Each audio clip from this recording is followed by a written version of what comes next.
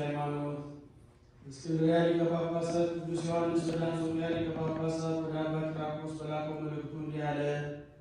ዳግመኛ በአብ በወልድ በመንፈስ ቅዱስ ሕልውና እንዳለ የምናውቀው መለኮት ሁለንተናው ሰው እንደሆነ ሰው የሆነው በሦስቱ አካላት አንዱ አካል እንዳይደለ የምናገራቸው ሦስቱ አካላት አብ፣ ወልድ፣ መንፈስ ቅዱስ ሰው እንደሆኑ የሚያስቡትን የሚናገሩትን አንድ መለኮት አንድ ባህሪ እንደሚሆኑ እንደ አብ እንደ መንፈስ ቅዱስ አካል ያለው መለኮት አንድነት ከአብ ከመንፈስ ቅዱስ ጋር በእውነት የምናመሰግነው አንዱ እግዚአብሔር ቃል አካል ነፍስን ሥጋ ነስቶ ሰው እንደሆነ የማያምኑትን እኛ እናወግዛለን።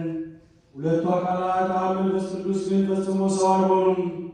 ብፁዓን ሆይ እኛም እንደናንተ አካላት መለኮት የአብ የወልድ የመንፈስ ቅዱስ የራሱን ነው የሚሉትን እናወግዛለን። እንለያቸዋለን፣ በመለኮት አንድ ናቸው እንጂ የተለያዩ አይደሉምና።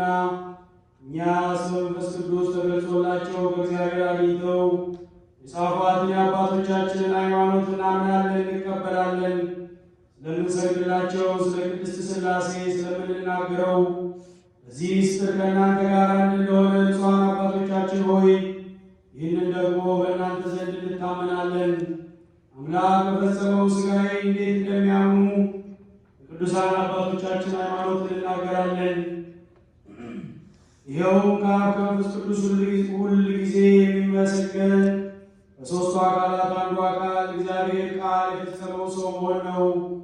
እኛ ዘንድ ባለችው በምዕመናን ጉባኤ እንዳምሯችን መጠን የተወሰነ ሥርዓት እንደመሆኑ ይህን ምስጢረ ሥጋዌ እናስተምር ዘንድ አምላክ ያከበረው ሰውነታችሁ ያከብረናል። አሁንም እኛ ይህን ለማድረግ ዝግጆች ነን። ዓለም ሳይፈጠር ከአብ በተወለደ እንደ አብ እንደ መንፈስ ቅዱስ ቀዳማዊ በሚሆን እውነተኛ ብርሃን ከተገኘ በእውነተኛ ብርሃን አብን በመልክ በሚመስለው በባህሪ በሚተካከለው መለወጥ በሌለበት በአንድ በእግዚአብሔር ልጅ እናምናለን እንበል። አዳም በኃጢአቱ ተይዞበት ከነበረ ፍዳ መርገም ከፈረደበትም ፍርድ ፍጥረቶቹን ላድን ባለ ጊዜ በባህሪ ጌትነቱ ዙፋን ሳይለይ ከሰማየ ሰማያት ወርዶ በንጽሕት ማርያም ማኅፀን አደረ።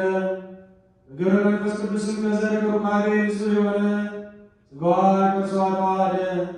በተለየ አካሉ ከእርሱ ጋር አንድ አደረገው። የምታውቅ የምትናገር ነፍስ አለችው።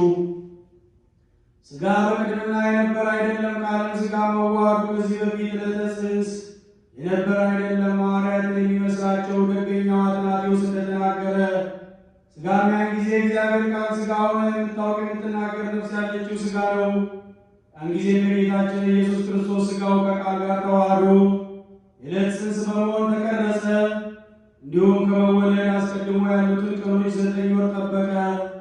እርሷን በእውነት ሰው ሆኖ ተገለጠ። ማኅተመ ድንግልናዋንም አልለወጠውም። የወለደችው እግዚአብሔር ቃልም እርሱ የደከሙትን ያጸናቸዋል። በማይነገር በማይመረመር በአካል ተዋህዶ ሥጋ ለራሱ ገንዘብ አደረገ። የልደቱን ነገር ሰው ሊያውቀው ሊናገረው አይችልም። የአካል እድገት ፍጻሜ እስኪሆንበት ዘመን 30 ዘመን ድረስ ጡት ጠብቶ በሥጋ በየጥቂቱ ማደግን ወደደ። በሥራ ሁሉ መሰለኝ ያዘራ ብሲ ያነሳውን የእኛን ሥጋ የነሳውን የእኛን ሥጋ በተዋህዶ አጸና። ሰውን ከሆነ በኋላ ሳይለወጥ ጸንቶ ኖረ።